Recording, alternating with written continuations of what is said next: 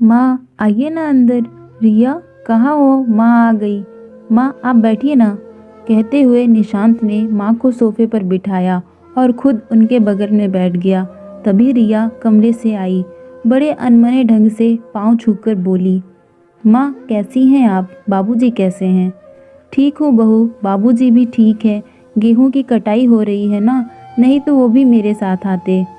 मुस्कुराते हुए सविता जी बोली, दादी आप आ गई। कहते हुए इकलौता पोता आर्यन आकर दादी के सीने से लग गया।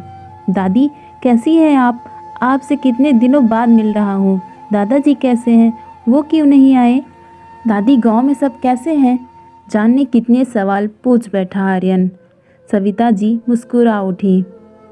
सब ठीक है लल्ला, तो कितना बड़ा हो गया, अपने पापा से भी लंबा हो गया। कल मंदिर चलूंगी तुझे लेकर, तेरी नज़र उतार दूंगी, कहीं मेरी ही नज़र न लग जाए तुम्हें। कहते हुए पोते के माथे पर हाथ फिराया तो आंखें नम हो गई। अपने आंचल से पोंछ मुस्कुराने लगी तो बेटे ने माँ को गोद में समेट लिया और बोल पड़ा, क्या हुआ, इतनी भावुक क्यों हो गई? कोई बात है तो कह दो।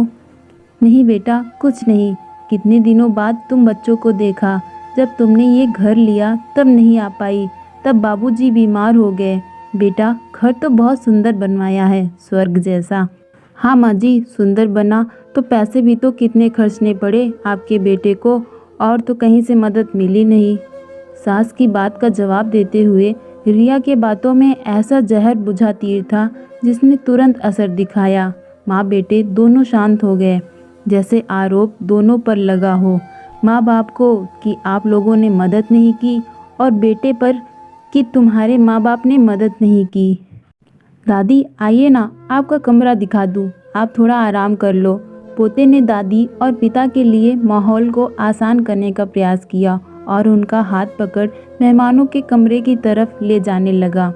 तभी आर्यन रुक जा, दादी के लिए मैंने वो कमरा तैयार किया है।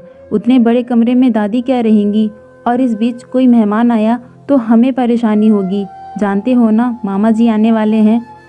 कहते हुए एक छोटे से कमरे की तरफ इशारा किया रिया ने। आर्यन ने माँ को ऐसे देखा जैसे पूछ रहा हो, माँ क्या कह रही हो आप? आर्यन कुछ कहता उससे पहले निशांत बोल पड़ा, क्या कह रही हो तुम रिया? माँ स्टोर रूम में रहेंगी? दिमाग खराब है क्या तुम्हारा? अरे निशांत ऐसे क्यों बोल रहे हो? स्टोर रूम बस कहने को है, एक दो सामान ही तो हैं। स्टोर रूम में जाकर देखो, मैंने अच्छे से बिस्तर लगवा दिया है। ऐसा क्या कर दिया कि तुम इतना बिगड़ रहे हो? रिया, अभी निशांत कुछ कहता तभी आर्यन बोल पड़ा, रहने दीजिए ना पापा, ये तो अच्छी बात है। दादी स्टोर रूम में ही रहेंगी, मेरे लिए तो आसान होगा। जब मेरा घर होगा और मम्मी आएंगी तो मुझे चिंता नहीं होगी, ये भी मेरे घर के स्टोर रूम में रह लेंगी। क्यों मम्मी बताइए, आपको तो परेशानी नहीं होगी ना? आप रह लेंगी ना स्टोर रूम में? बेटे के मुंह से अपने लिए ये बात सुन रिया के होश उड़ गए। कभी नहीं सोचा था बेटा इतनी बड़ी बात कह देगा।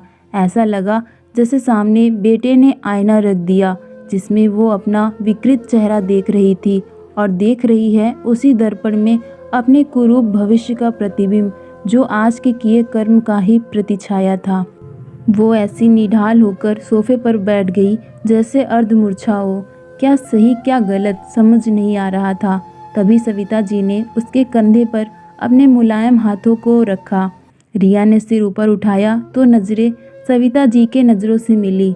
उसने अपनी नज़रें झुका ली, आंखों से आंसू बह निकले। शायद आंखों ने ही उनके सामने आंसुओं के रूप में माफ़ी की अर्जी लगा दी थी। सविता जी ने आर्यन को इशारा किया। आर्यन आकर माँ के पैरों के पास बैठ गया। माँ के गोद में सिर रखकर बोला, मम्मा सॉरी, मैंने गलत कहा, लेकिन जैसे आप मेरे लिए हो, ये भी तो सोचो पापा के लिए दादी भी उतनी अहम होंगी। आपने सिर्फ दादी को ही नहीं पापा को भी दुख पहुंचाया है।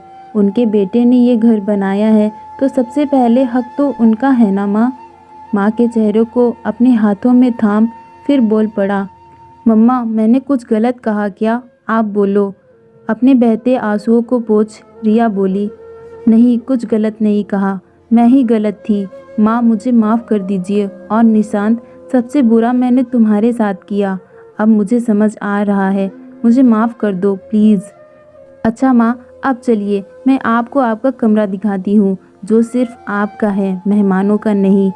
कहते हुए रिया सविता जी का हाथ पकड़ कमरे की तरफ बढ़ी। निशांत चुपचाप शांत होकर आर्यन को देख रहा था। जब नज़रें मिली तो आर्यन मुस्कुरा उठा। निशांत ने खींचकर उसे सीने से लगा लिया। आज एक बेटे ने दूसरे बेटे को अपने माँ के सामने शर्मिंदा होने से बचा लिया।